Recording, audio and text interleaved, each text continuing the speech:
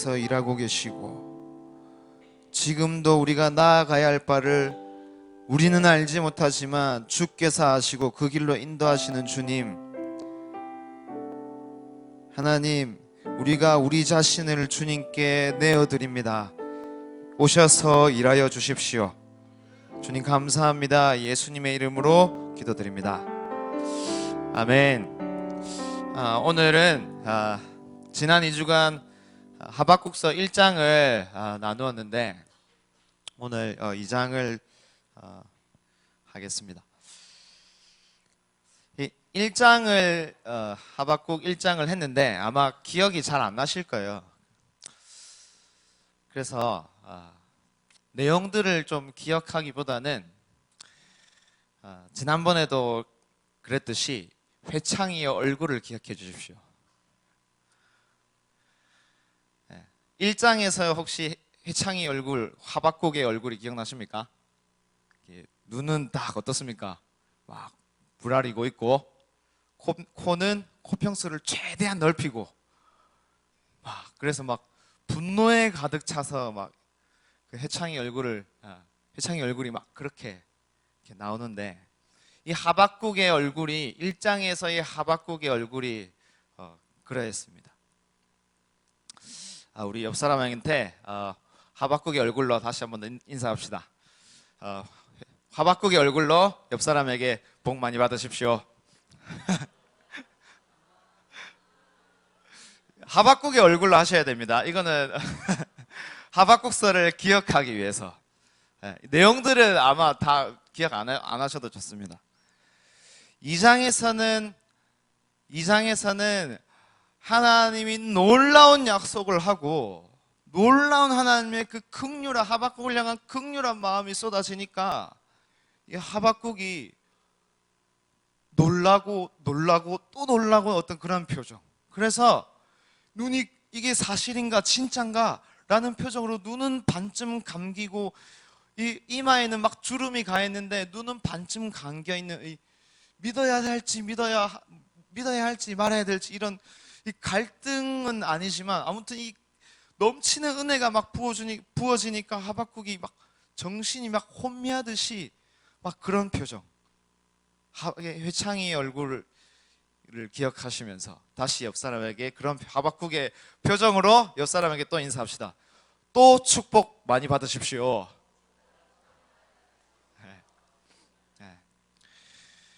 이 3장에는 하박국이 눈을 이제 질끈 감습니다. 저는 이렇게 막 하박국이 눈을 질끈 감고 막 이 볼에서 막 뜨거운 눈물이 막 흐르는 것 같아요. 다시 한번 또 인사합시다. 옆 사람을 바라보시면서 또 축복 더 많이 받으십시오.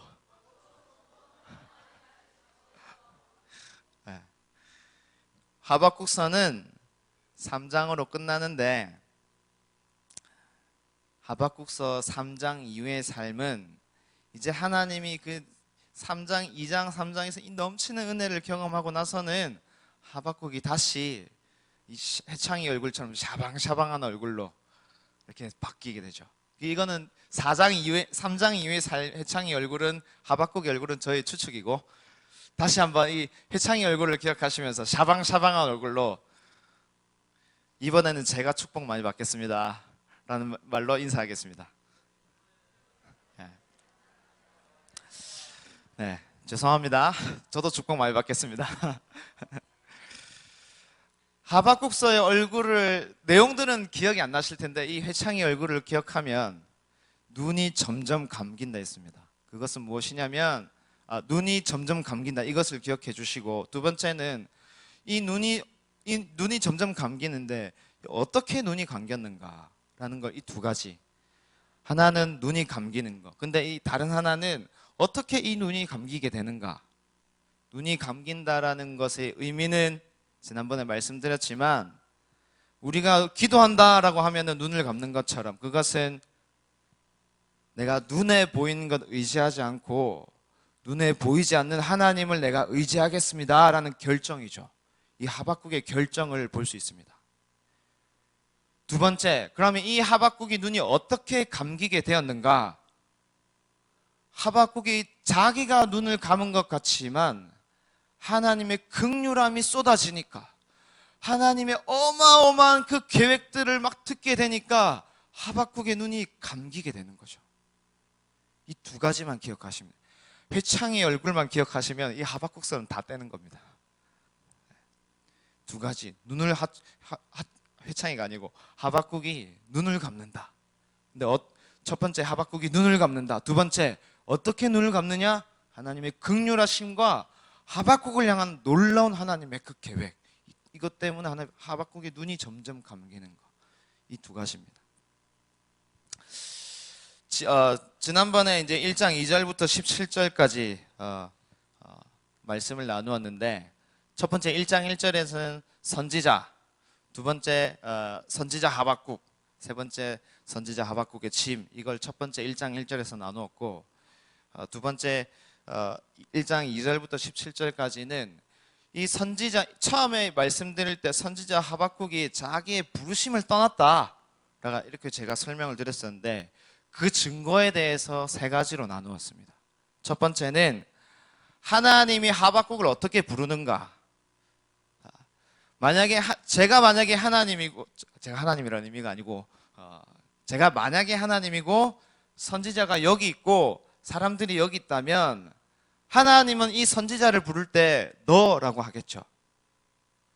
그리고 이 선지자한테, 이 사람들한테 이 사람들을 뭐 지칭을 한다면 이 선지자한테 그들이 혹은 내 백성이 이렇게 얘기할 텐데, 하나님이 하박국한테 뭐라고 얘기했냐면 너희들이라고 얘기한다 했습니다. 선지자 하박국이 사람들과 하나님 사이에 어떤 중재자로 서 있는 게 아니라 사람들 안에서 사람들의 불평과 불만과 고통의 소리를 하나님께 쏟아내고 있다. 그래서 이 하박국이 어긋난 위치가 나타난다라는 것이죠. 그게 첫 번째였습니다. 두 번째는 하박국이 지난번에 최창록 권사님이 그 양심도 없이 자기가 0점부터 10점까지 0점이 사탄이고 10점이 예수님이면 자기는, 최창록 그 집사님이 자기는 양심도 없이 8점이라고 막 이렇게 막 얘기를 했었죠.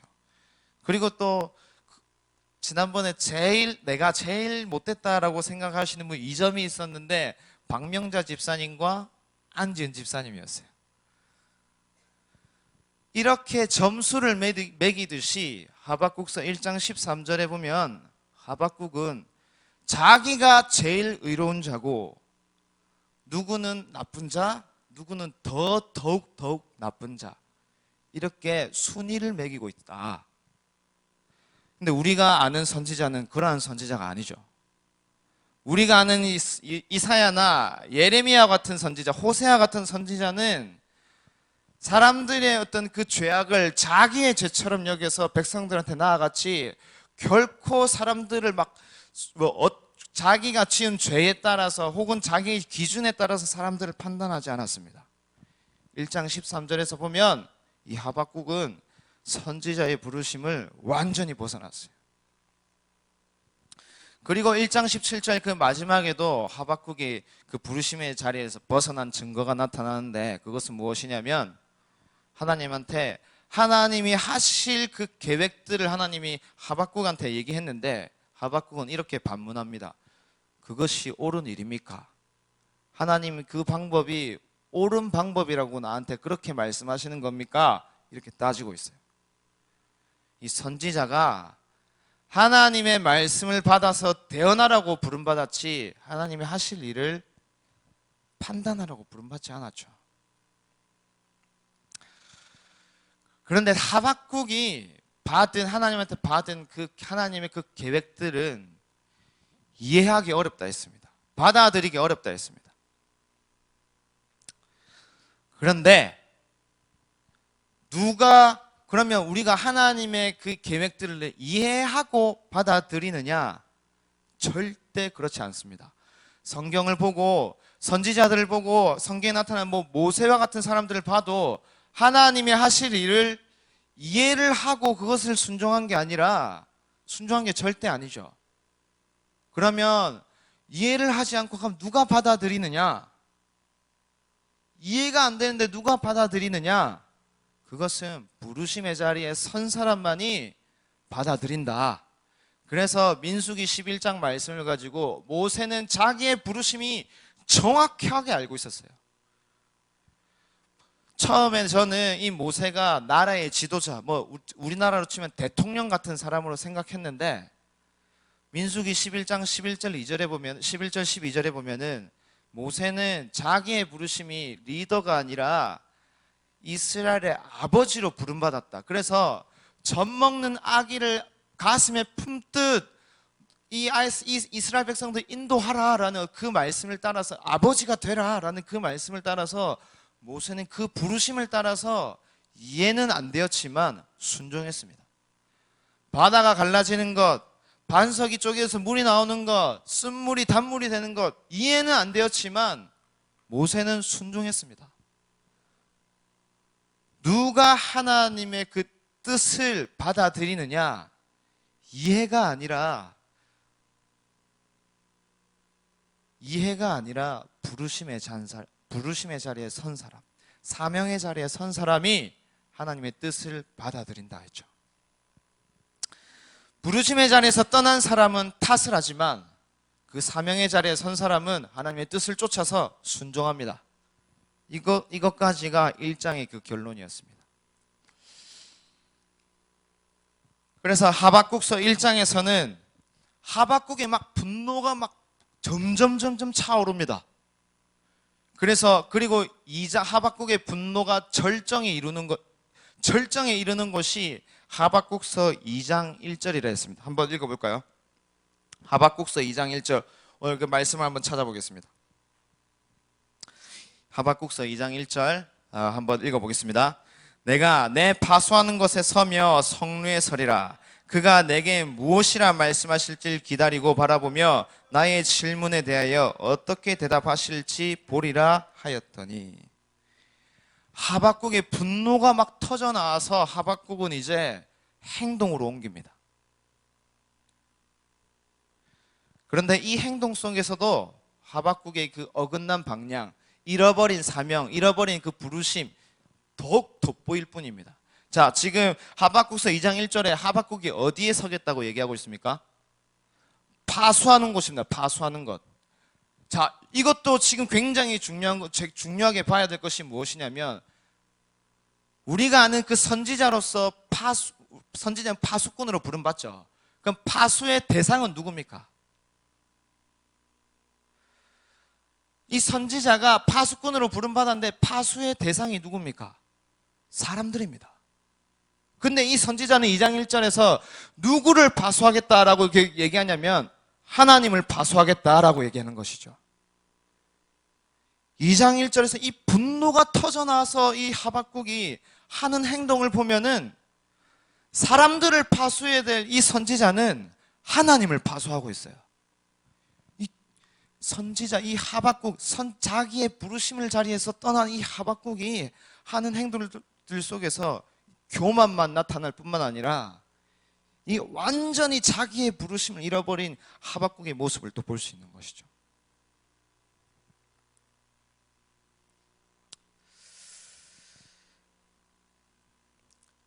하박국의 분노가 점점 차올라서 2장 1절에서 그 분노가 터져 나왔습니다.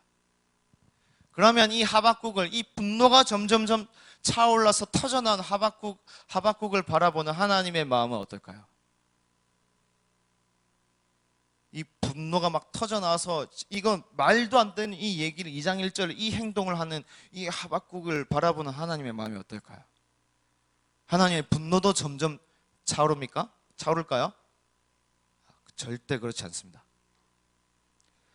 하나님의 분노가 점점 차오르는 것이 아니라 하나님의 이 하박국을 향한, 자기의 부르심을 잃어버린 이 하박국을 향한 이 하나님의 그 긍휼함이 점점 차올라서 하박국서 2장에서는 이 2장 1절에서 하박국의 분노가 터져 나왔지만 하박국서 2장은 하나님의 긍휼하심이 터져 나온 곳이 바로 2장이라 했습니다. 하나님의 긍휼하심이 터져 나오고 하나님의 하박국을 향한 놀라운 계획들이 터져 나오는 것이 하박국서 2장이라 했습니다. 하박국서 1장 1절은 하박국서 전체를 아우르는 한 구절이지만, 또 하박국서를 한 절로 요약할 수 있는 구절이지만, 하박국서 2장은 하박국의 핵심입니다. 이 하박국서 2장이 핵심인데, 그 핵심 중에서 이 핵심은 2장 4절이죠. 의인은 믿음으로 말미암아 살리라.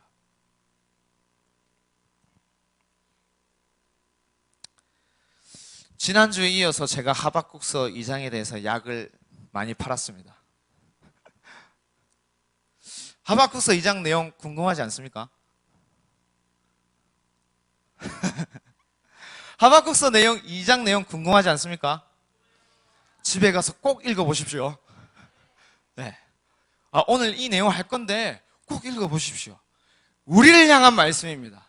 우리를 향한 계획이고, 우리를 향한 하나님의 그 긍휼하심입니다.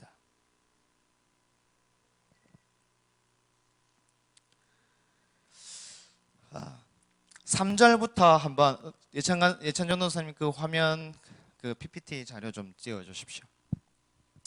2장 3절을 한번 읽어보겠습니다. 위에 있는 노란색 글자가 개역개정입니다. 뭐 성경책으로 보셔도 되고 앞에 있는 것으로 보셔도 됩니다. 한번 노란색 글자 개역개정으로 한번 읽어보겠습니다. 이 묵시는 정한 때가 있나니 그 종말이 속히 이르겠고 결코 거짓되지 아니하리라. 비록 더딜지라도 기다리라. 지체되지 않고 반드시 응하리라. 여기서 하나님 말씀하시는 건 무엇이냐면 종말, 정한 때라고 있다는 것이죠. 하나님이 이 하박국에게 말씀하시는 것이 무엇이냐면 내가 한 시대의 끝을 준비하고 있다라는 것입니다. 자, 그러면 이 말은 무슨 말이냐면, 다시 얘기하면 무슨 말이냐면 한 시대의 끝이 있다면 새로운 시대가 있다는 것을 얘기하는 것이죠. 하나님이 이 종말을 얘기하고 있습니다. 이 종말이 지나면 새로운 시대가 열릴 것에 대한 얘기죠. 그리고 종말, 정한 때, 종말을 얘기하고 이 새 시대를 얘기하면서 하나님 강조하는 것이 있는데, 그것은 이 하얀색 글자로 다시 한번 읽어볼까요? 이 비전은 정한 시간이 있다. 그 끝이 있고 절대 거짓말이 아니다. 비록 그것이 지체될지라도 기다려라. 그날이 무조건 올 것이다. 절대 늦어지지 않을 것이다. 종말과 그 끝을 하나님 예비하시고 새 시대를 열겠다라고 말씀하시면서 하나님 강조하는 것이 있는데, 무엇이냐면 절대 거짓말이 아니다. 지체가 될지라도 기다려라. 무조건 온다. 절대 늦어지지 않을 것이다 라는 것이죠.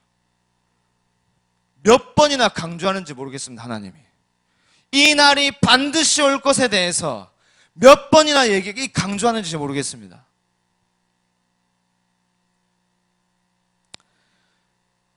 새 시대를 약속하시는 것이죠. 하나님이 하나님의 하박국에게 새 시대를 약속하고 계시고 새로운 시대를 준비하고 있다라고 얘기하고 계신 겁니다. 저는 이 하박국서를 9월달 그 추석 이후부터 이 히브리어 성경을 번역하면서 계속 묵상했습니다. 기간으로 따지면은 3개월이 넘는 시간이죠. 저는 이 3개월 동안 이 하박국서를 계속해서 묵상했습니다. 그리고 이 본문을 해석하고 지나갈 때에 하나님이 주신 마음이 있어요. 그것은 무엇이냐면, 그 주신 말씀이 있어요. 그것은 무엇이냐면 마가복음 1장 15절 말씀이에요. 저한테 주신 말씀은 마가복음 1장 15절 말씀인데 제가 한번 읽어볼게요. 이르시되 때가 찼고 하나님 나라가 가까웠으니 회개하고 복음을 믿으라 하시더라. 이르시되 때가 찼고 하나님 나라가 가까이 왔으니 회개하고 복음을 믿으라 하시더라. 놀라운 것은 목사님이 올해의 말씀으로 받은 말씀도 때가 참해라는 것이죠. 또 놀라운 것은 지난 2020 분별 모임 때도 많은 분들이 나누어 주셨던 그 내용들도 하나님의 때가 찼다라는 내용들이었죠.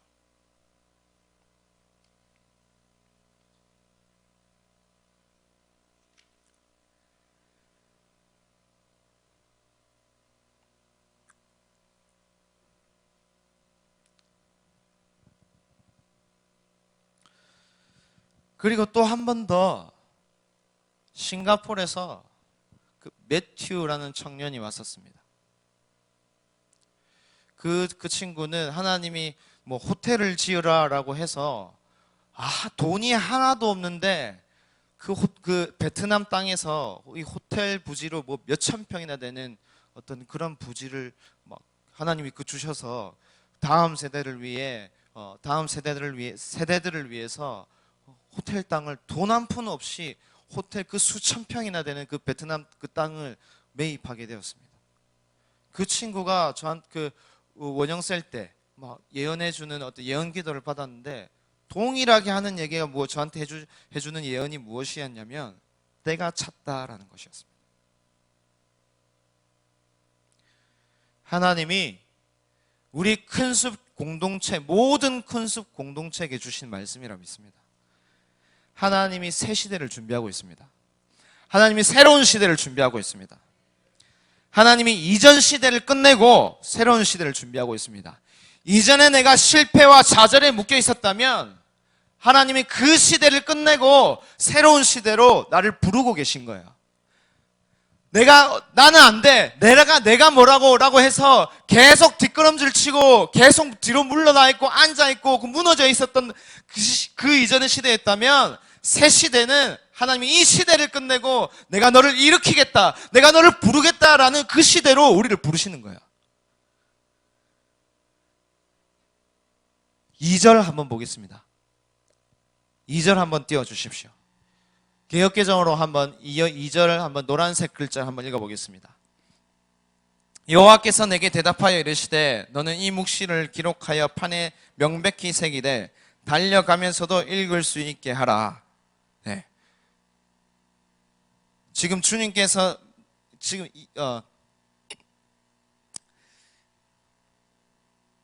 2절에 보면은 하얀색 글자에 보면은 이 비전을 써라 라고 하죠. 비전을 써라 라고 합니다. 이 비전, 이 히브리어로 단어로 뭐냐면 하존입니다. 하존.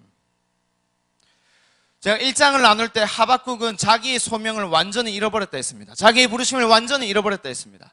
그래서 1장 1절에 하박국의 1장 1절에 어떻게 시작되냐면 이것은 선지자 하박국이 받은 부담이다. 이것은 선지자 하박국이 받은 짐이다. 이렇게 번역을 했습니다.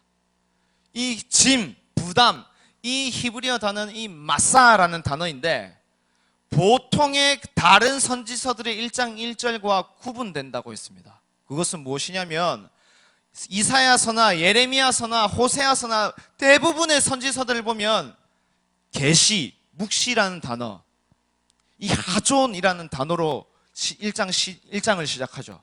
그런데 하박국서는 부담, 짐이라는 이 마사라는 단어로 시작합니다.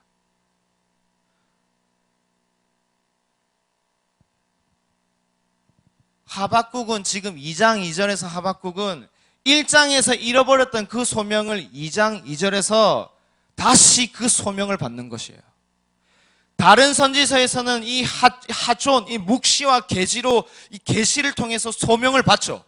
그래서 선지서들 1장 1절에 이 계시, 묵시라는 말이 나오는데 하박국서 1장 1절에서는 이 말이 아니라 다른 짐, 부담이라고 나옵니다. 그런데 하박국이 다시 소명을 받는 것이 2장이에요. 2장 2절이에요. 이 비전을 써라. 이 묵시를 기록해라. 2장 2절에서 1장에서 하박국이 이 자기의 부르심을 잃어버렸는데 하나님이 2장 2절에서는 하박국을 다시 부르시는 거예요. 하나님이 하박국에게 다시 사명을 주시고 다시 기회를 주시고 앞으로 열릴 새 시대 가운데 사명자로 다시 초청하는 것입니다. 자, 그 다음에 또 볼 것이 있습니다. 이 묵시를 기록하여 판에 명백히 새기되 그 다음 부분 한번 읽어볼까요? 달려가면서도 읽을 수 있게 해라. 한 번 더 읽어볼게요. 달려가면서도 읽을 수 있게 하라. 제가 보기에는 이 개역개정에서 이 번역은 조금 아쉬움이 있습니다. 달려가면서도 읽을 수 있게 하라 라는 문장에 동사가 하나 있습니다. 이 개역개정만 보면 이 동사가 무엇인지 잘 모르겠어요. 달려가면서도 읽을 수 있게 하라. 읽다와 달리다 두 가지 동사가 나오는데 이 동사가 히브리어에는 하나예요. 그것은 무엇이냐면 달리다입니다. 달리다. 하나님이 새 시대를 준비하시는데 우리한테 요구하시는 것은 무엇이냐면 일어나서 달려라 라는 것이죠. 그러면 여기서 읽다라는 단어는 뭐냐면 분사입니다. 분사. 그래서 이렇게 해석하는 게 더 맞는 것 같습니다. 2장 2절 끝부분 그것을 읽는 자가 달릴 것이다. 찾아봤습니다. 찾아보니 두 가지의 뭔가 신학자들도 이렇게 두 가지로 약간 좀 대립을 하던데 첫 번째는 이 개역개정처럼 달려가면서도 읽을 수 있게 하라라고 이게 맞다라고 주장하는 이 신학적 부류가 있다면 또 하나는 읽는 자가 달린다라는 것입니다. 두 가지의 부류가 있는데 제가 볼 때는 읽는 자가 달린다라는 것이죠. 중요한 것은 그렇다면 그것을 읽는 자가 달린다. 그럼 여기서 중요한 것은 무엇이냐면 열심히 달려야 되는데 누가 달릴 수 있느냐? 바로 읽는 자요. 새 시대를 준비하고 계시는 하나님이 우리한테 달려라, 일어나 달려라 라고 말씀하시는데 누가 달릴 수 있느냐? 읽는 자요. 그것을 읽는 자만이 그 시대를 향해서 달려나갈 수 있다라고 얘기하는 것이죠, 지금. 저는 이것이 어떻게 들리냐면 하나님 나를 부르신 초청으로 들립니다. 때가 가까웠고 하나님 나라가 가까이 왔다라는 그 말씀 속에 우린 달려가야 되는데 하나님 달려갈 수 있는 그 비결을 알려주시는 거예요. 저는 이 2장 2절 말씀이 하나님이 나를 부르시는 초청으로 보여요.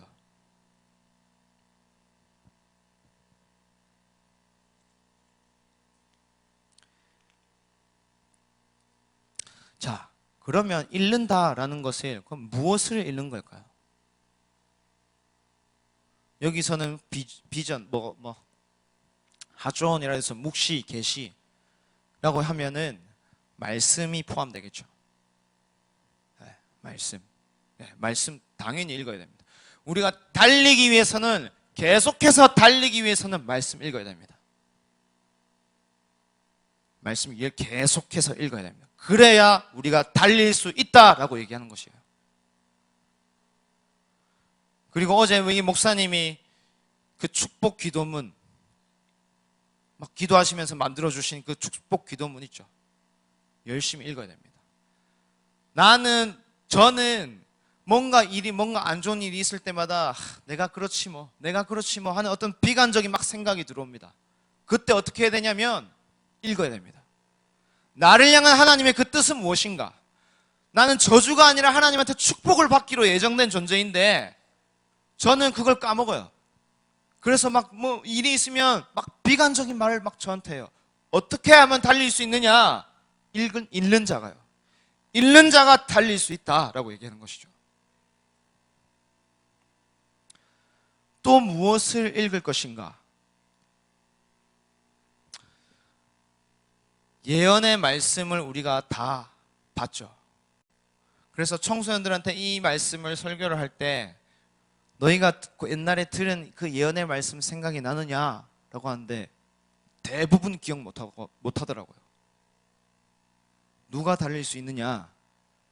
예언의 말씀을 통해서 우리가 누구인지, 내가 어떠한 존재인지 그 예언의 말씀을 계속 들으십시오. 그 예언의 말씀이 우리의 영을 깨울 거예요. 여호와의 말씀은 우리의 영혼을 소생시킨다고 했잖아요. 계속 들으십시오. 안 들으면 까먹어요. 청소년들은 물어보니까 기억 못하더라고요. 지난 3월에 론사카 목사님 오셨을 때 해주셨던 그 예언의 말씀 대부분 기억 못하더라고요. 이스라엘에서 이스라엘 수련회 가서 이스라엘에서 들었던 예언의 말씀 대부분 기억 못 하더라고요. 예언의 말씀 들으십시오. 듣고 말씀을 읽고 그 예언의 말씀을 들을 때 우리는 다시 일어날 수 있는 힘을 얻을 것이고 또 달려갈 수 있을 거예요. 또 잃는다는 게 또 어떤 의미일까? 믿음의 사람들을 만나십시오. 믿음의 사람이 아니라 믿음의 말을 하는 사람들을 만나세요. 믿음 생활하시는 분 만나는 게 아니라 믿음의 말들을 하시는 분들을 만나세요. 그분들이 우리의 영혼을 다시 깨워줄 거예요. 그분들이 우리가 그 잠자고 있는 우리의 영을 다시 깨워줄 거예요.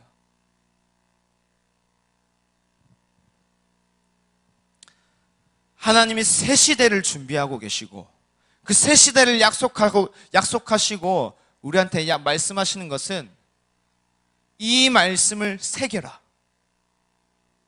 이 말씀을 새겨라. 그래서 그 말씀을 읽는 자가 달릴 것이다 라고 말씀하시는데 말씀을 읽고 또 예언에든 기도에 우리가 받은 그 기도를 그리고 뭔가 중요하니까 우리가 그 저장을 했겠죠. 녹음 파일이든 계속 듣고 믿음의 사람들을 만나고 그렇게 하면 우리는 그 하나님이 그 새 시대를 향해서 달려갈 수 있다라고 얘기하는 것이 2장 2절이에요. 저는 이 말씀이 하나님 나를 부르시는구나라는 그 초청으로 들렸습니다.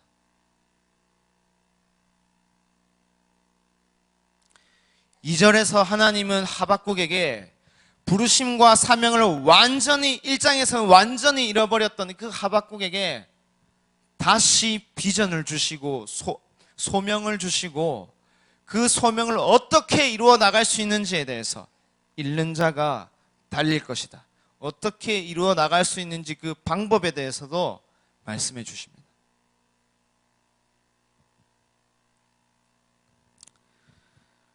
4절 한번 보겠습니다. 2장 4절 오늘은 또 내일 새벽 기도가 있어서 2장 4절까지만 하고 마칠까 합니다. 2장 4절 한번 읽어보겠습니다. 노란색 글자로 한번 읽어보겠습니다. 보라, 그의 마음은 교만하여 그 속에서 정직하지 못하나 의인은 그의 믿음으로 말미암아 살리라. 한 번 더 읽겠습니다. 보라, 그의 마음은 교만하여 그 속에서 정직하지 못하나 의인은 그의 믿음으로 말미암아 살리라. 하박국서 1장에서는 하박국이 뭔가 율법대로 잘 살았던 것 같습니다. 그래서 사람들을 막 정죄해서 니는 몇 점, 나는 몇 점이면 나는 8점 정도 되면 너는 한 6점 정도 되고 너는 한 5점 정도 되니까 너는 나쁜 놈, 너는 더 나쁜 놈, 이렇게 순위를 매기듯이 악인과 더 나쁜 악인을 막 정의를 했다면 하나님이 새로운 시대 누가 의인인가 라는 것에서 새로운 정의가 나타나죠. 누가 의인이냐? 믿음으로 말미암아 사는 자가 하나님의 의인이라고 얘기하고 있습니다. 탈무드에 보면 이런 말이 있습니다. 모세에게 하나님이 613개의 율법을 주셨다. 하지만 이 다윗은 이 613개의 율법을 11개로 정리했다. 그것이 시편 15편입니다. 그 내용은 여호와의 성산에 오를 자 누구며 그의 장막에 머무를 자 누구인가 이런 내용에서 그 다음서 쭉쭉쭉 나오는데 이 다윗은 탈무드에 나오는 내용입니다. 다윗은 613개를 11개로 줄였다. 그 다음에 미가는 다시 이 11개를 3개로 줄였다. 그게 미가서 6장 8절인가 아마 그럴 겁니다. 사람아 주께서 선한 일을 내게 보이셨나니 이 말씀이죠. 그리고 이사야서 이 탈무드에 또 이사야는 이 미가서에 나오는 이 3개를 다시 2개로 줄였다. 그게 이사야서 50 갑자기 생각이 안 나는 56장인가 56장 1절인지 54장 1절인지 생각이 안 나는데 2개로 줄였다라고 나옵니다. 그리고 이 탈무드에 또 마지막으로 하박국은 이 613개의 율법을 하나로 줄였다. 그것이 바로 하박국서 2장 4절입니다. 새 시대에 누가 의인이냐? 믿음으로 말미암아 사는 자요. 새 시대를 준비하고 있다는 그 믿음과 하나님이 새 시대로 우리를 초청한다는 그 믿음과 우리가 그 열심히 달려갈 때에 하나님이 우리한테 주시는 것, 그것이 바로 부흥이구나 라는 그 믿음이요. 그래서 하박국서 3장 2절에서는 수년 내에 이 일을 행하십시오. 부흥을 일으켜 주십시오. 예, 주님의 일을 하십시오. 부흥케 하십시오 라고 얘기하죠. 그리고 2장 17절에서는 2장 17절 한번 읽어보겠습니다. 하박국서 2장 14절입니다. 하박국서 2장 14절 다 같이 한번 읽어보겠습니다. 이는 물이 바다를 덮음같이 여호와의 영광을 인자하는 것이 세상에 가득하며. 예, 이 말씀을 믿는 자요. 이것을 믿는 자를 의인이라 하겠다라고 말씀하시는 것이죠. 누가 의인인가? 하나님을 믿는 자, 하나님이 하실 일을 끌어안는 자, 하나님의 때를 기다리는 자, 하나님이 그 준비하는 새 시대를 향해 달려가는 자, 그 사람을 의인이라 하겠다 라고 말씀하시는 것입니다. 말씀을 마무리하고 함께 기도했으면 좋겠는데 찬양팀 올라와 주시고,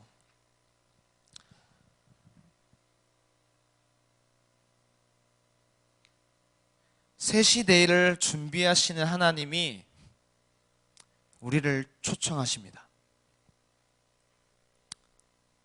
그런데 제 안에 드는 마음은 무엇이냐면 3절에서 하나님이 그 때를 기다리라 라고 말씀하시는데, 이 기다리라 라는 말씀과 2절에서 달리다 라는 말씀이 동일한 것 같습니다. 그리고 하박국서 1장 1절에서 이 하박국이라는 이름의 의미가 끌어안다, 포용하다 라는 의미라 있는데, 이 끌어안다, 포용하다라는 의미도 기다리다 라는 말과 저는 동일하게 느껴집니다.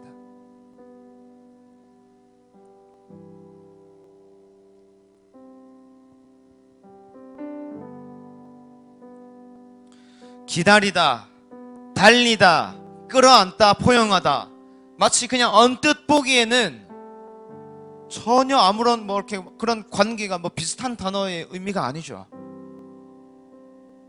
그런데 새 시대를 준비하시는 이 하나님의 약속의 관점에서 보면 끌어안다, 기다리다, 달리다는 동일한 단어입니다. 하나님의 때는 우리가 기다려야죠. 그 때를 향해서 열심히 달려야죠. 그리고 하나님의 그 부르심은 우리가 끌어안아야죠.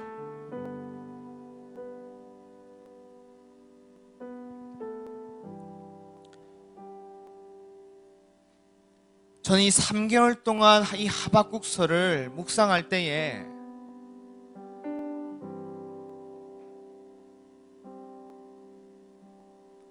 그냥 성경을 폈을 때만 이것을 생각하지 않았습니다.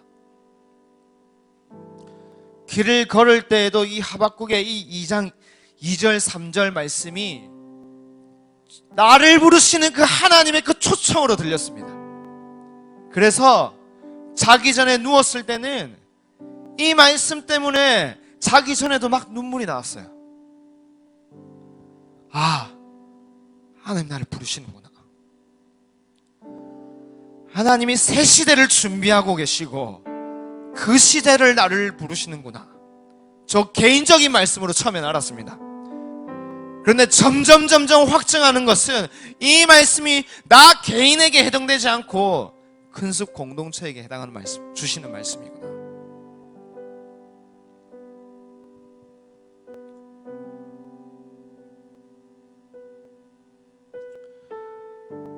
하나님의 이 놀라운 그 계획,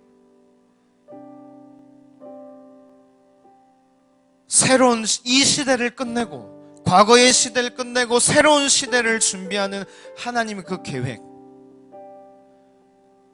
그리고 나를 부르시는 초청,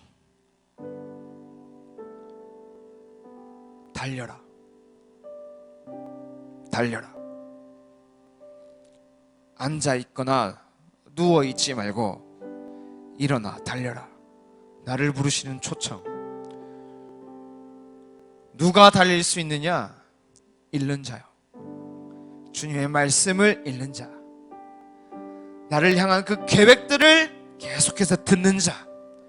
믿음의 사람들을 통해서 믿음의 말을 계속해서 듣는 자. 달릴 것이다 라고 얘기하는 것이죠.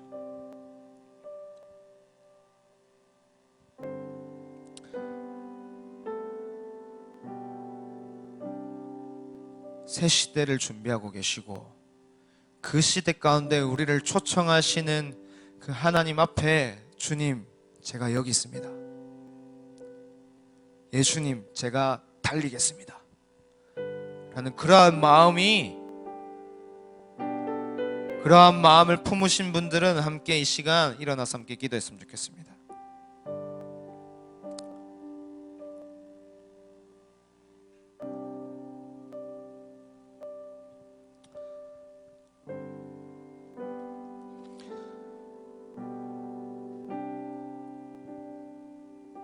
기도하실 때에 다시 한번 하나님을 바라봤으면 좋겠어요.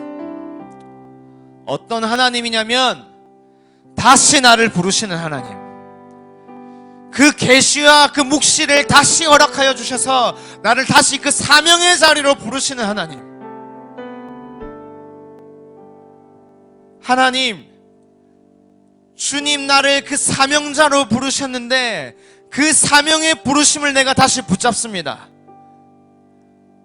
하나님, 2020년 이 올해 내가 다시 그 사명의 자리에 서서 하나님의 사명을 감당하는 그 자리에 제가 서겠습니다 라는 마음으로 우리 이 시간 기도했으면 좋겠습니다.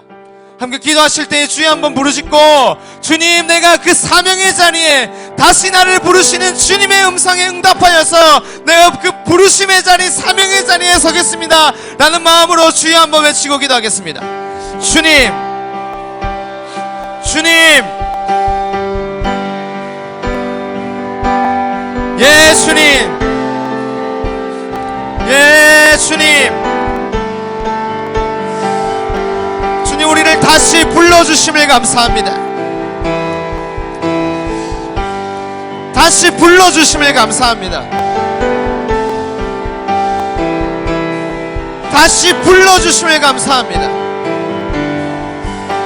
주님, 나를 다시 그 사명의 자리로 불러주심을 감사합니다. 부르심의 자리로 불러주셔서 감사합니다. 다시 그 부르심의 자리로 불러주셔서 감사합니다. 예수님, 내가 이 하박국과 같이 이전에 내가 방향이 어긋나 있었다면 하나님의 그 사명, 그 부르심을 받고 다시 내가 하나님으로부터 세상을 향해 나아가는 자로 내가 다시 그 자리에 서겠습니다.